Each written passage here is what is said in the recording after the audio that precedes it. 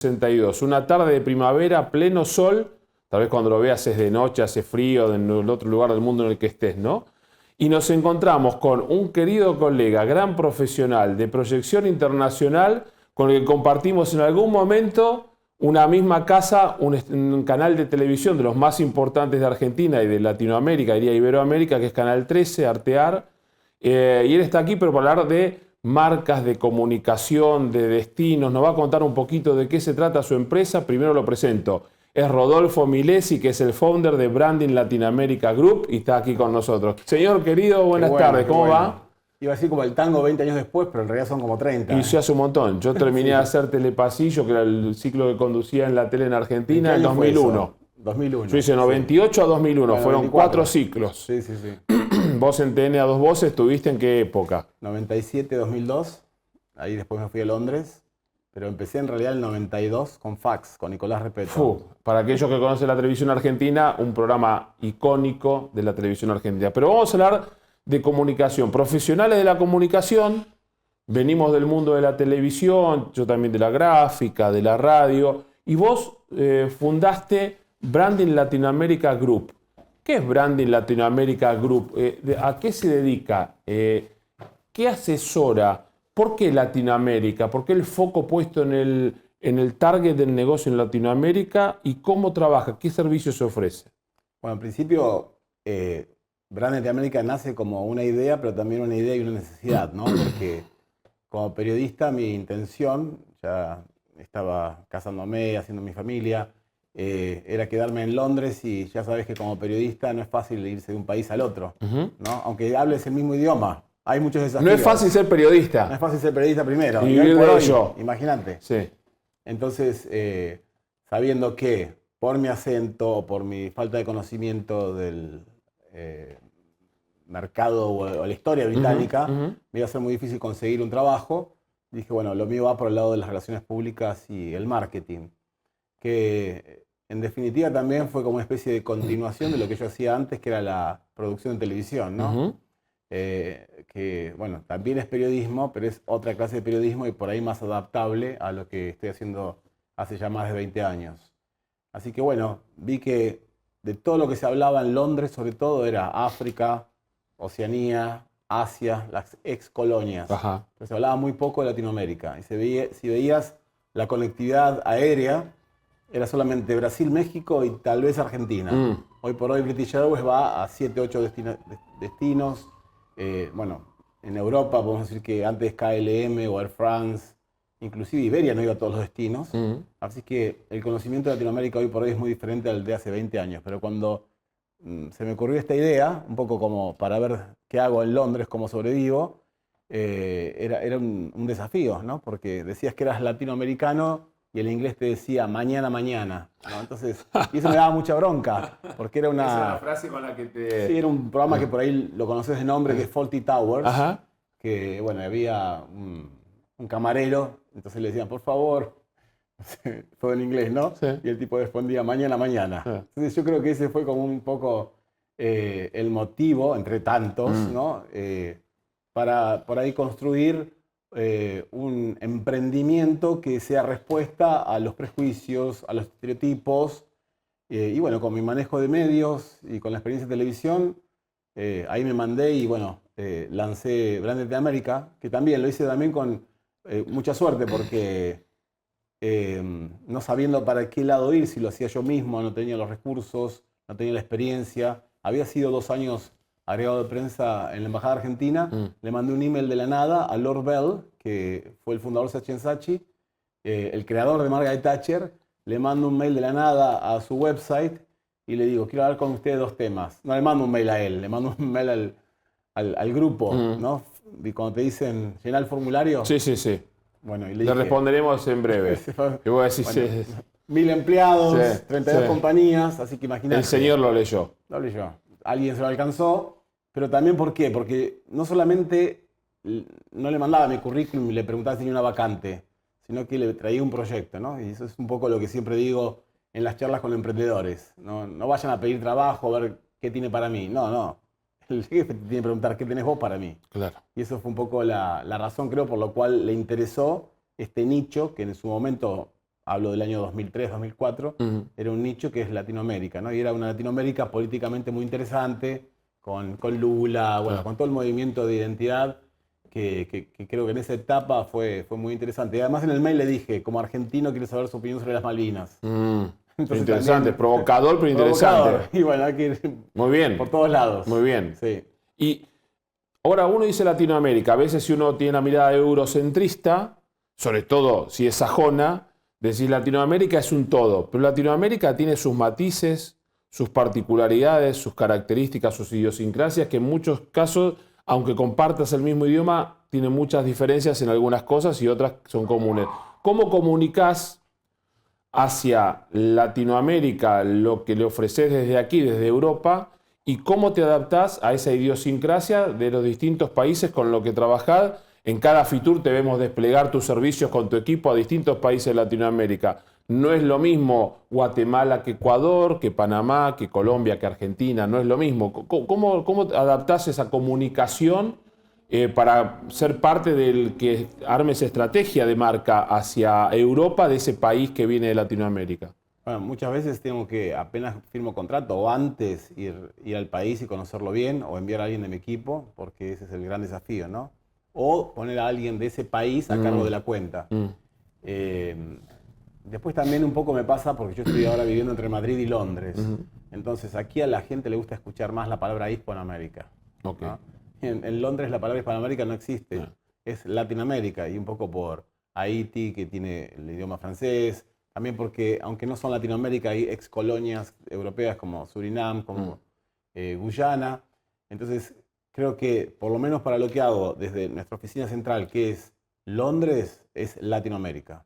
Pero bueno, me gusta igual el desafío, ¿no? Pues se está imponiendo además con documentales, con mucha narrativa, de también pensar en Hispanoamérica, ¿no? Y creo que ahora es un momento interesante para lo que es, por ejemplo, la relación de España con Latinoamérica, diferente a lo que había sido hace muchos años. Entonces, bueno, cuando agarramos un cliente, muchas veces primero le preguntamos qué es lo que quiere, cómo quiere verse, cuáles son los desafíos, un poco lo que se hace, ¿no? Fortalezas, oportunidades. Sí, el LAFO que hablábamos recién con Javier. Exacto. Y después, bueno, manos a la obra. No soy mucho de teorizar, sino de ir con el flow, como se dice en inglés, ¿no? Porque muchas veces uno puede perder mucho tiempo en trabajar la estrategia, la aplica, no funciona, entonces creo que le pongo más focus a la acción que a la parte por ahí más académica, a la intelectual, digamos. Porque pienso que, sobre todo con los medios de comunicación, que es un poco nuestra contraparte, no hay que ir tan preparados, sino también ir como tanteando las aguas y viendo a ver qué es lo que quieren ellos por ahí escribir o por ahí cubrir. Entonces me parece que hay un mix de cosas, nuestros objetivos, pero también lo que espera la audiencia. Claro. ¿No? Fundamental eso, pero cuando el cliente te contrata, un país de Latinoamérica, y te dice, quiero, Rodolfo, con tu gente, seas coordines la comunicación, la marca, tal. Sí. Tenemos esta idea. Al cliente, ¿no? Se le puede comunicar que tal vez esa idea va rumbo al fracaso como asesor, y cuidás al cliente y le decís, no, es con esto nadie te va, si no tenés presencia, si no haces un evento, si no... nadie, porque hay mucha oferta. O al cliente tenés que comunicarle de otra manera y decir, una vez que ya le mostraste lo importante que es, ahí le das la deficiencia de su estrategia y no les... Bueno, en ese sentido, Gran Bretaña no me enseñó nada, porque yo soy más flexible. El británico es directo, veces, ¿no? Claro, el británico va directamente y muchas veces por eso también, cuando yo arranqué con Brand Latinoamérica, me pasó de trabajar con Lorbel y con su equipo profesional, donde aprendí muchísimo, en que eran demasiados directos, a veces por prejuicios, otras veces por convicción profesional. Por pragmatismo. Exacto. Entonces, bueno, eran tan directos que o el ministro de Turismo, o el presidente, o el emprendedor, viste, se sentía como que, pero ¿por qué me están diciendo esto si yo conozco mi empresa, si yo conozco mi país? Vos me vas a venir a contar a mí cómo vender mi destino. Entonces muchas veces me pasa que aunque no esté totalmente de acuerdo con, como se llama, el briefing del cliente, lo acepto y peleo desde adentro. Doy lucha desde adentro. Pero primero entrar. Claro, si no podrías dar lucha. No podría. Y creo que la ventaja nuestra, ¿no? En donde somos un grupo más latinoamericanos viviendo afuera, no sea en España, en Londres, en otras partes de Europa, es que conocemos nuestra idiosincrasia. Entonces, por eso podemos adaptarnos y no bajar tanta línea, ¿no? Porque eso pasa muchas veces con agencias de Estados Unidos o del Reino Unido, ¿no? Que tienen mucha experiencia, súper respetable, pero que a veces a los países emergentes o a las ex colonias las tratan de otra manera, ¿no? En época de redes sociales, y con esto vamos yendo hacia el hoy, vos que venís de un periodismo, de una formación, no somos nativos digitales nosotros somos analógicos. Sí, sí. Vos no sos más joven, pero no sé si escribías en máquina de escribirle, en la Olivetti. Hoy, ¿cómo cambiaron los códigos de comunicación para que le llegue a un señor de 50 y tantos como yo, lo que vos me comunicás, como para que le llegue a un director de marketing de 20 y tantos o de 30, o para que le llegue al público en general que tiene también que ver que esa comunicación que haces de un destino le puede interesar más allá de que sea a través apuntando a lo corporativo, a los estados? Yo creo que hay que ir por todos lados, ¿no?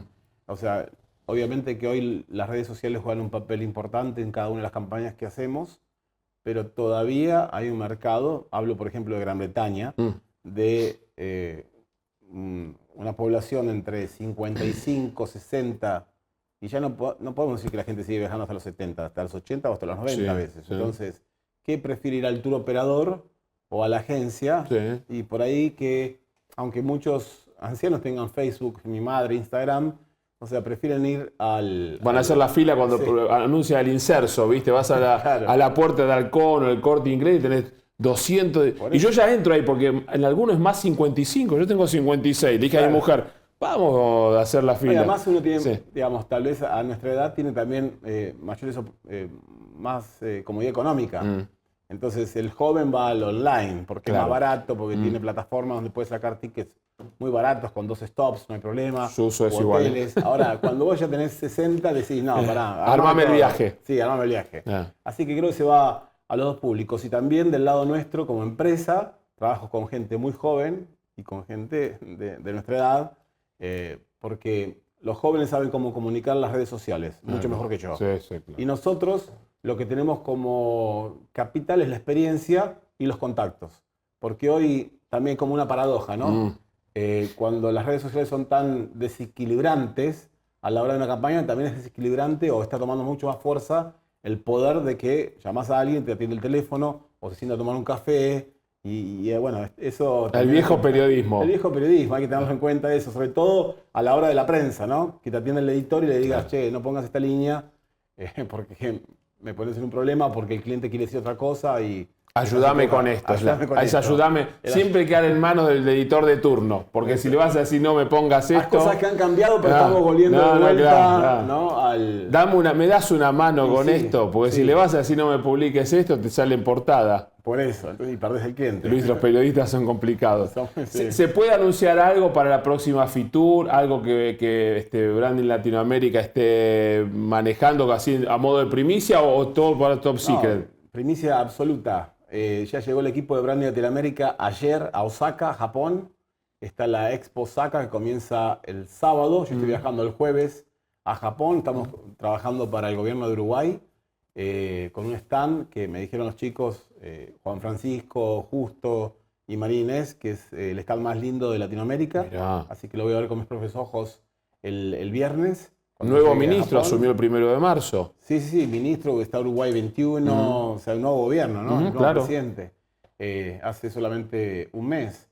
Y bueno, un país, como sabes, maravilloso, divino. Entonces, Expo Osaka es una feria de 6 meses donde todas las marcas país del mundo tienen su propia casa. Está la casa de Arabia Saudita, la casa de Marruecos. Exacto. Y es difícil por ahí encontrar una expo, ¿no? ¿Cuál sería? Porque, bueno, en su momento fue la Expo Sevilla, creo. Sí, Expo Sevilla, Dubái también tuvo post-pandemia 2020 que hizo 2021. Milán 2015. Claro, ahí tenés 6 meses, la delegación y su casa. Exacto, así que bueno, vamos a estar ahí con Uruguay durante 6 meses, promocionando los vinos. Los chivitos. Los chivitos, las playas, el fútbol, el mate. Los Ricarditos, me dice que no se fabrican más los Ricarditos en Uruguay. Bueno, vamos a el dulce de leche con Aprole, ¿no? Y todas esas cosas. Que te vamos a dar Ricarditos. Oh, mirá, cuando vayas, tráeme para acá directamente. Voy a traer. Me encantaría conocer Japón, no fui. Querido amigo, gracias por estar acá. Un gusto tenerte en Corporate Talks. Y bueno, disfrutamos y mucho cada vez que un destino confía en ustedes, porque nos lo haces vivir en primera persona y conocer y también participar cuando se presenta de todas las cosas que hacen. Y hagamos un vivo desde Osaka entonces. Bueno, hagamos un vivo con Uruguay desde Osaka. Me encantaría hacer con el ministro de Turismo de Uruguay. Lo hacemos. Estuvimos en Fitura hablando, lo armamos. Dale. Rolo, gracias.